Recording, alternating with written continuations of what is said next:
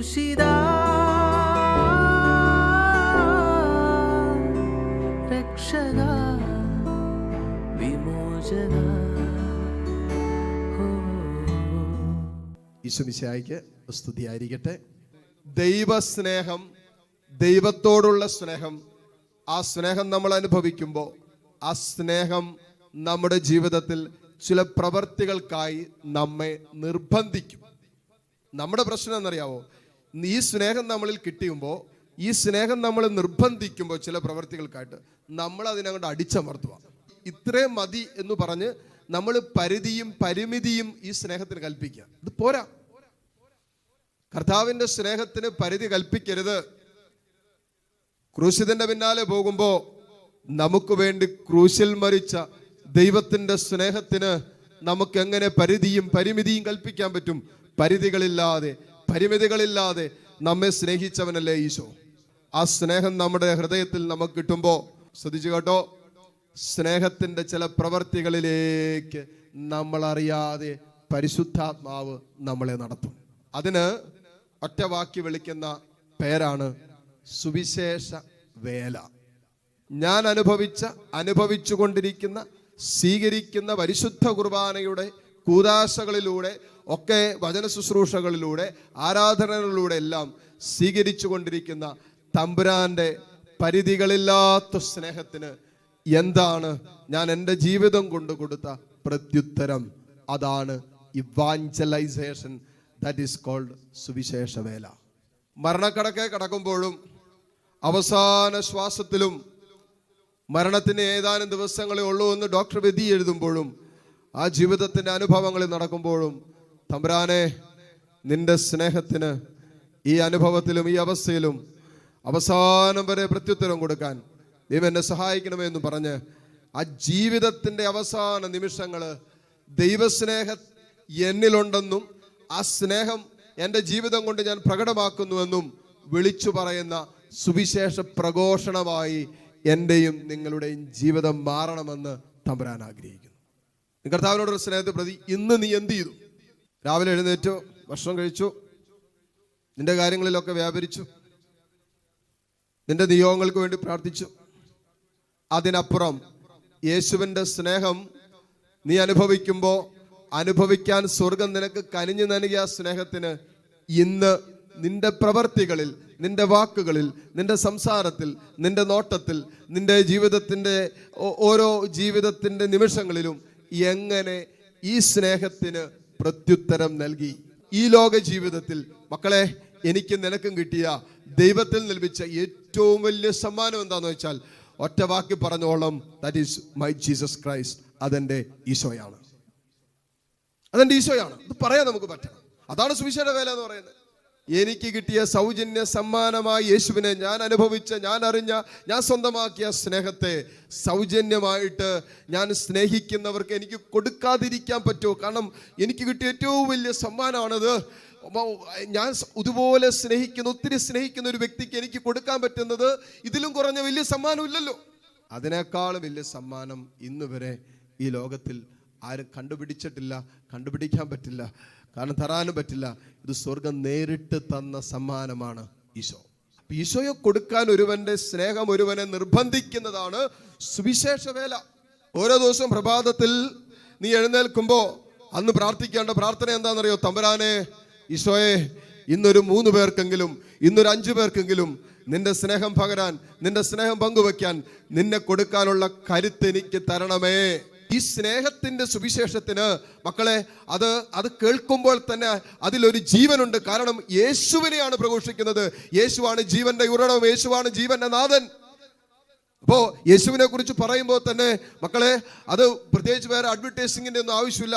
അത് കേട്ടുകൊണ്ടിരിക്കും, സുവിശേഷം കേട്ടുകൊണ്ടിരിക്കുമ്പോൾ ഉള്ളിലുള്ള ആത്മാവ് ജ്വലിക്കാൻ തുടങ്ങും. ഈ വചനം ആത്മാവ് ജീവനുമായതുകൊണ്ട് അനേകരുടെ ഹൃദയങ്ങളെ ഇന്നോളം ചൂടുപിടിപ്പിച്ച ഈ വചനമുണ്ടല്ലോ, കഴിഞ്ഞ 2000 വർഷമായി സഭയിൽ 1,05,00,000-ലധികം വരുന്ന ദൈവമക്കൾ രക്തസാക്ഷ്യത്തിലേക്ക് നയിച്ച ഈ വചനത്തിന്റെ ശക്തിയുണ്ടല്ലോ, അതിന്നും കേൾക്കുന്ന ജീവിതങ്ങളിൽ ശക്തിയായി, അഭിഷേകമായിട്ട് മാറ്റപ്പെടുന്നുണ്ട്. ഉണ്ട്. നിസ്സാരമായിട്ട് മക്കളെ ഒരു സുവിശേഷ വേലയെ നമ്മൾ കാണരുത്. നമ്മൾ ചെയ്യുന്നത് ജീവന്റെ സുവിശേഷമാണ്. നമ്മൾ പ്രഘോഷിക്കുന്നത് സ്നേഹത്തിന്റെ സുവിശേഷമാണ്. സ്നേഹം പ്രഘോഷിക്കുന്നതിൽ എന്തിലും അടിക്കണം. അതുകൊണ്ടല്ലേ ഫ്രാൻസിസ് മാർപ്പാപ്പ ചോദിച്ചത്, സുവിശേഷം പ്രസംഗിക്കുന്ന നീ എന്തിനു മടിക്കണം? നീ പ്രഘോഷിക്കുന്നത് സ്നേഹമല്ലേ? സ്നേഹം പ്രഘോഷിക്കാൻ നീ എന്തിനു മടി കാണിക്കണം? അതുകൊണ്ട് മക്കളെ, എല്ലാ ദിവസവും നിന്റെ ജീവിതം സുവിശേഷത്തിന്റെ, യേശുവിന്റെ സ്നേഹത്തിന്റെ ബാഹ്യമായ അടയാളങ്ങളായി മറ്റുള്ളവർക്ക് മാറട്ടെ. ഒരാളോടെങ്കിലും സുവിശേഷം പറ. അവർക്ക് സന്തോഷം നൽകുന്ന, സമാധാനം നൽകുന്ന യേശുവിന്റെ സ്നേഹത്തെക്കുറിച്ച് പറ. നോമ്പുകാലം വെറുതെ ഭക്ഷണം കഴിക്കാതിരുന്നും, ഇറച്ചി കഴിക്കാതിരുന്നും, മീൻ കഴിക്കാതിരുന്നും, അതിനിടയ്ക്ക് ഇതെല്ലാം കഴിക്കാതിരുന്നിട്ടും പരദൂഷണം പറഞ്ഞും, കുറ്റപ്പെടുത്തിയും, കളിയാക്കിയും, മറ്റുള്ളവരെ കുറവ് കണ്ടുപിടിച്ചും, കുറ്റം കണ്ടുപിടിച്ചും ഒക്കെ കടന്നു പോകുന്നതാകല്ലേ ഈ നോമ്പുകാലം. ഈ നോമ്പുകാലത്ത് നമുക്ക് എന്തെങ്കിലും കോൺക്രീറ്റ് ആയിട്ട് ദൈവത്തോടുള്ള, യേശുവിനോടുള്ള സ്നേഹത്തെ പ്രതി എന്തെങ്കിലുമൊക്കെ നമുക്ക് ചെയ്യാൻ പറ്റണം.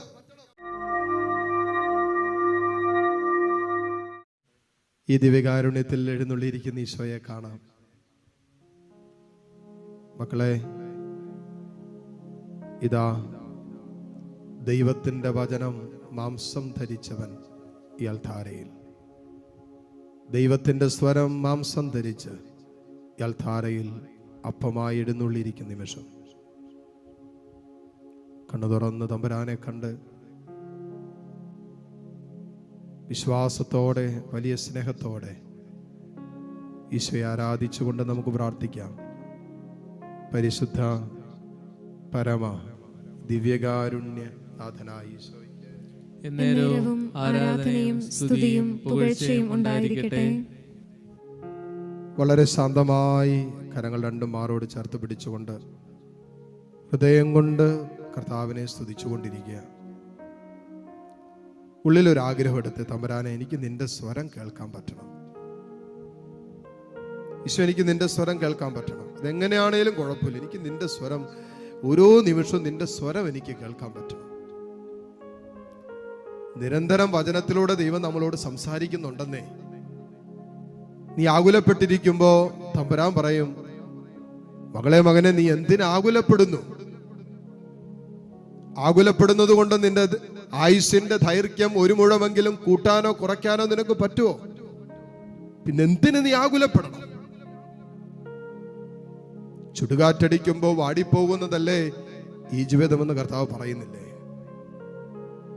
നീ നിരാശപ്പെട്ടിരിക്കുമ്പോ വചനം പറയുന്നില്ലേ? പ്രത്യാശ നമ്മെ നിരാശരാക്കുന്നില്ല. കാരണം ദൈവത്തിന്റെ സ്നേഹം പരിശുദ്ധാത്മാവിലൂടെ നമ്മുടെ ഹൃദയങ്ങളിലേക്ക് ഒഴുകപ്പെട്ടിരിക്കുന്നു. നമുക്ക് പ്രത്യാശയുണ്ട്, നിരാശയില്ല. ഭയപ്പെട്ടിരിക്കുന്നവരോട് വചനം പറയുന്നു, ഭയപ്പെടരുത്, ഞാൻ നിന്റെ കൂടെയുണ്ട്. ആമേൻ. ഭയപ്പെട്ടിരിക്കുന്നവരോട് ഈശോ പറയുന്നു, ഇത് ദൈവത്തിന്റെ സ്വരമാണ്, ഭയപ്പെടരുത്, ഞാൻ നിന്റെ കൂടെയുണ്ട്.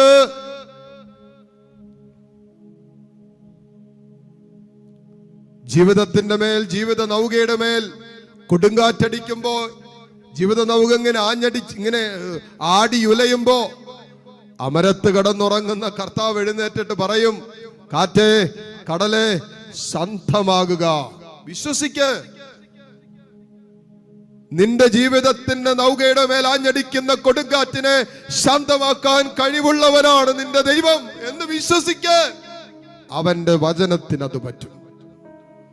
നിന്റെ ഉള്ളിൽ ഇളകി മറിയുന്ന കൊടുങ്കാറ്റ് പോലെ, ഇങ്ങനെ കടൽ ഇളകി മറിയുന്നത് പോലെ നിന്റെ ഉള്ളം ഇളകി മറിയുന്നില്ല. നിന്റെ മനസ്സ്, നിന്റെ ചിന്തകൾ, നിന്റെ മനോഭാവങ്ങളൊക്കെ, അതിനൊക്കെ ശാന്തമാക്കാൻ ദൈവത്തിന്റെ വചനത്തിന് പറ്റൂന്ന്.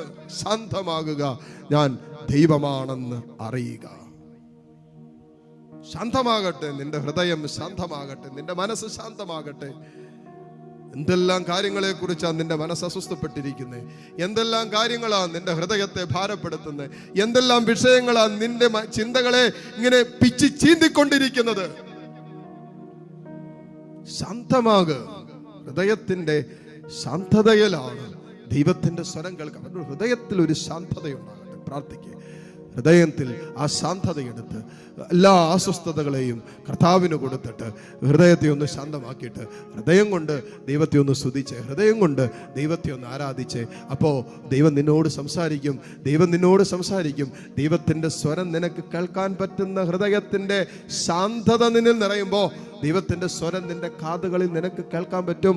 അത് ദൈവത്തിൻ്റെ വചനമായിട്ടായിരിക്കും.